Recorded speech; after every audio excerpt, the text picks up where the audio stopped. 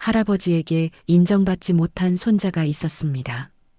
그의 어머니는 일본계 무용수 출신의 첩이었고 그 자신은 적대 계층의 피가 흐르는 아이였죠. 하지만 아버지의 총애만큼은 확실했습니다. 외로운 왕자로 자란 그 아이는 27의 나이에 세계 최연소 국가 원수가 되었고 공포 정치로 권력을 움켜쥐었습니다. 오늘은 북한의 현 지도자 김정은, 그의 숨겨진 삶에 대한 이야기를 시작해 보겠습니다. 김정은의 공식 나이는 1984년 1월 8일생으로 올해 40입니다. 집권 당시 27이었던 그는 당시 전 세계에서 가장 젊은 최고 권력자였죠. 아버지는 2대 지도자 김정일, 어머니는 세 번째 부인 고용이었습니다.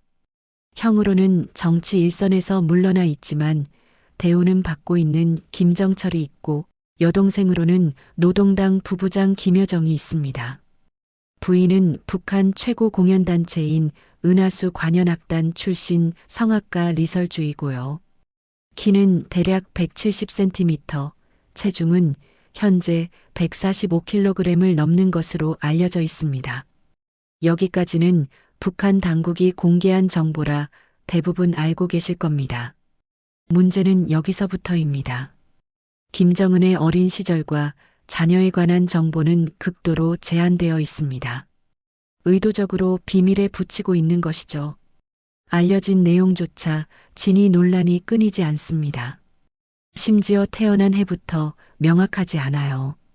1982년생이냐, 1984년생이냐, 두 가지 주장이 맞서왔는데 우리 통일부와 국정원은 유학 시절 여권 등을 근거로 1984년생이라고 결론 내렸습니다. 그렇다면 1982년이라는 숫자는 어디서 나온 걸까요? 할아버지 김일성은 1912년생, 아버지 김정일은 1942년생입니다. 이 두 사람으로부터 권력을 물려받았다는 점을 부각시키기 위해서죠. 각종 기념일도 끼워 맞추기 쉽고요. 그래서 끝자리를 2로 맞춰 선전하고 있는 겁니다. 실제로 북한에서는 지금도 1982년생이라고 주장하고 있습니다. 북한에서 최고 지도자의 생일이 얼마나 중요한지 우리는 상상하기 어렵습니다. 어릴 적 사진도 출생 연도조차 숨기는 이유는 명백합니다. 우상화 작업 때문이죠. 북한은 주민들의 사상을 철저히 통제하는데 그 핵심 수단이 바로 지도자 신격화입니다. 실제로 북한 교과서에는 김일성이 순간이동과 변신을 할 수 있다고 나와 있습니다. 김정일은 태어난 지 3주 만에 걸었고 6주 만에 말을 했다고 가르치죠. 순간이동이라니 참 황당하지 않습니까? 이런 우스꽝스러운 신화 만들기의 일환으로 그들의 생일을 국가 최대 명절로 지정해 전 국민이 기념하게 만듭니다. 그런데 김정은은 다릅니다. 집권한 지 10년도 훨씬 넘었지만 그의 생일은 공휴일로 지정되지도 않았고 어떤 행사도 열리지 않습니다.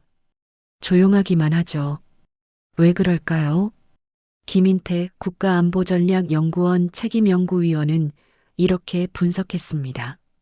김정은이라는 지도자를 완성하려면 그에 맞는 서사가 필요한데 아직 그의 개인사가 완성되지 않았다는 겁니다. 그래서 생일을 명절이나 공휴일로 만드는 일이 뒤로 밀려난 상황이라는 것이죠. 출생 연도뿐 아니라 태어난 곳, 가계에 대해서도 정리해야 할 부분이 많다는 의미입니다. 실제로 김정은의 출생지에 대해서도 의견이 분분합니다. 평안북도 창성이라는 주장도 있고 강원도 원산에 있는 김정일 별장에서 태어났다는 주장도 있습니다. 우상화를 위해서라면 이런 정도는 금방 정리할 수 있을 텐데 왜 이렇게 진행이 더딜까요? 불분명한 출생 연도와 출생지를 넘어가게까지 문제가 되는 이유는 무엇일까요? 모든 지연의 원인은 바로 김정은 어머니의 출신 배경에 있습니다. 김정일의 세 번째 부인이자 김정은의 생모인 고용이는 제1교포 출신 무용수였습니다. 1962년 제1조선인 북송 사업 때 가족과 함께 배를 타고 북한에 들어왔죠. 하지만 북한 공식 기록에는 제주도 북제주군 출신으로 적혀 있습니다. 왜 출신을 바꿔서 기록했을까요? 북한에서 제1교포는 제포라고 불립니다. 제1교포를 줄여서 세게 발음한 비하 표현이죠. 이렇게 멸시당하는 이유는 북한에서 제1교포를 적대 계층으로 분류하기 때문입니다. 북한은 김일성의 항일투쟁을 거의 소설처럼 미화해놨습니다. 권력을 잡은 사람들도 전부 김일성과 함께 항일투쟁을 했다는 사람들이고요. 우리는 일본 극우 정치인이나 독도를 자기 땅이라고 우기는 정치 세력은 싫어하지만 일본의 일반 시민들을 혐오하지는 않습니다. 하지만 북한에서 제1교포들은 국군 포로나 반혁명 분자와 같은 부류로 취급받았습니다. 공개적으로 천대받았던 거죠. 그래서 어머니 고용이의 출신이 김정은, 우상화의 걸림돌이 된 겁니다. 게다가 고용이는 이른바 기쁨조로 알려진 만수대 예술단 무용수 출신이었습니다. 일본 상케이 신문 보도에 따르면 김일성은 고용이를 탐탁지 않게 여겼다고 합니다. 김일성은 고용이를 며느리가 아닌 김정일의 첩으로 여겼어요. 당연히 고용이에게서 태어난 김정은도 손자로 인정하지 않았고요. 하지만 김일성의 반대와는 별개로 출신이 어떻든 고용이는 김정일이 가장 사랑한 여인으로 알려져 있습니다. 김정일은 역사적으로 봐도 잔혹한 독재자에 속하죠. 권력이 막강했습니다.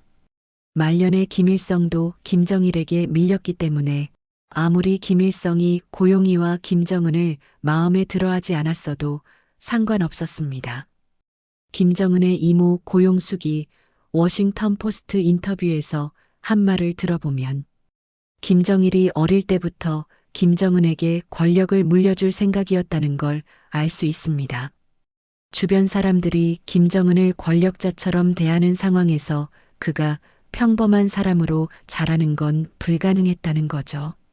실제로 김정은은 8살 때부터 황태자 대우를 받았습니다. 김정일의 전속 요리사였던 후지모토 겐지는 어린 김정은과의 첫 만남을 이렇게 회상했습니다. 당시 6살이었던 김정은을 처음 만나 악수를 청했는데 그 아이가 이를 무시하고 자신을 무섭게 노려봤다는 겁니다. 40이 넘은 어른을 그렇게 노려보다니 충격을 받았다고 하죠. 또한 30살이나 어린 김정은이 늘 존칭어를 생략한 채 그의 이름을 불렀다고 합니다. 김정은 평전 마지막 계승자에 따르면 7살 때부터 직접 운전할 수 있도록 개조된 차량을 가졌고 10살에는 허리춤에 권총을 차고 다녔다고 나와 있습니다.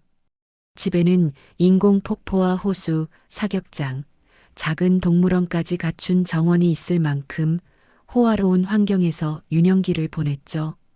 아쉽게도 순간이동과 변신술의 계보는 끊긴 것 같네요. 한 번쯤 보고 싶었는데 말입니다. 2천만 인구 중 3 내지 5%가 굶어 죽은 것으로 추정되는 1990년대 고난의 행군 시기, 북한 아이들이 먹을 것이 없어 풀씨를 따먹을 때 김정은은 스시를 먹으며 액션 영화를 감상했습니다. 도쿄 디즈니랜드에서 추억을 쌓기도 했고요. 다만 형제들과 집에서 가정교사에게만 수업을 받으며 친구 없이 외로운 시간을 보냈다고 합니다. 당시 어머니 고용이가 정식 부인이 아닌 김정일의 숨겨진 첩 신분이었기 때문에 김정철, 김정은, 김여정은 일반 학교에 다니지 못하고 형제들끼리만 생활했던 겁니다. 김정은은 말썽꾸러기는 아니었다고 합니다. 하지만 성질이 급하고 참을성이 부족했죠. 어머니 고용이가 놀지 말고 공부를 더 하라고 꾸짖자. 김정은이 단식투쟁을 했다는 일화를 보면 고집도 상당했던 것 같습니다. 여기까지는 증언과 전해지는 이야기고 김정은의 공식 기록은 1998년 9월부터 시작됩니다. 김정은은 여동생 김여정과 함께 스위스에서 유학 생활을 시작했습니다. 흥미로운 점은 두 사람이 국제학교가 아닌 평범한 공립학교에 다녔다는 사실입니다. 김정은이 국제학교에 적응하지 못했다는 설도 있고 각국 정보기관과 언론의 주목을 피하기 위해 일부러 공립학교를 선택했다는 분석도 있습니다. 후자가 좀 더 설득력 있어 보입니다. 앞서 김정은의 형 김정철이 스위스 국제학교에 다녔었는데 이 과정에서 김정철의 신상이 서방 언론에 노출되자 동생 남매는 공립학교로 보냈다는 추측이 가장 유력하죠. 실제로 김정은은 유학 당시 신분을 밝히지 않았습니다. 박은 또는 박군이라는 가명을 사용했고 스위스 주재 북한 대사관 운전사의 아들로 학교에 입학해 신분을 철저히 숨겼습니다. 동창과 담임 선생님의 증언에 따르면 그 당시 김정은은 눈에 띄지 않는 평범한 학생이었고 약간 내성적인 성격이었다고 합니다. 농구공을 안고 잠들 정도로 농구를 좋아하는 농구광이었다고 하고요. 학교 생활에 잘 적응하지 못해 결석이 잦았다는 보도도 있습니다. 형 김정철이 1998년에 스위스 국제학교를 졸업했기 때문에 김정은과 김여정은 유학 기간 동안 둘이서 지내게 되었는데 이 과정에서 서로에 대한 유대감이 깊어졌을 것이라는 분석이 있습니다. 그래서 김정은이 김여정에게 중요한 역할을 맡기는 것이 아니냐는 추측이죠. 스위스 유학 동안에도 김정은은 북한에서와 마찬가지로 호화스러운 생활을 이어갔습니다. 당시 스위스 주재 북한 대사였던 리수용이 스위스 은행들에 예치된 김정일의 개인 외화자금을 관리했는데 김정은 남매와 고용이가 필요한 돈은 모두 여기서 나왔습니다. 고용이는 리수용에게 받은 돈으로 세계적으로 유명한 고급 쇼핑가인 취리히 바노프슈트라세를 자주 드나들며 김정은 남매에게 고급 의류와 장난감, 음식을 사줬습니다.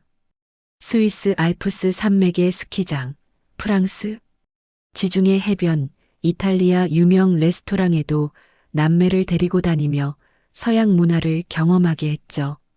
하지만 동시에 외부 사람과의 교류는 크게 제한되었던 것으로 보입니다. 김정일은 김정은이 자본주의에 물들지 않도록 유학 생활을 엄격히 통제했습니다. 스위스의 집을 평양의 관저와 똑같은 분위기로 꾸미고 김정은이 외출할 때면 스위스 주재 북한 대사 리수용이 반드시 동행하도록 했습니다. 또한 김일성과 김정일의 생일 같은 중요 기념일에는 반드시 귀국하게 했죠. 그렇게 철저한 감시 아래 스위스 유학을 마친 김정은은 2001년 북한으로 돌아옵니다. 김정은은 돌아와서 김일성 군사종합대학 특설반에 다녔습니다.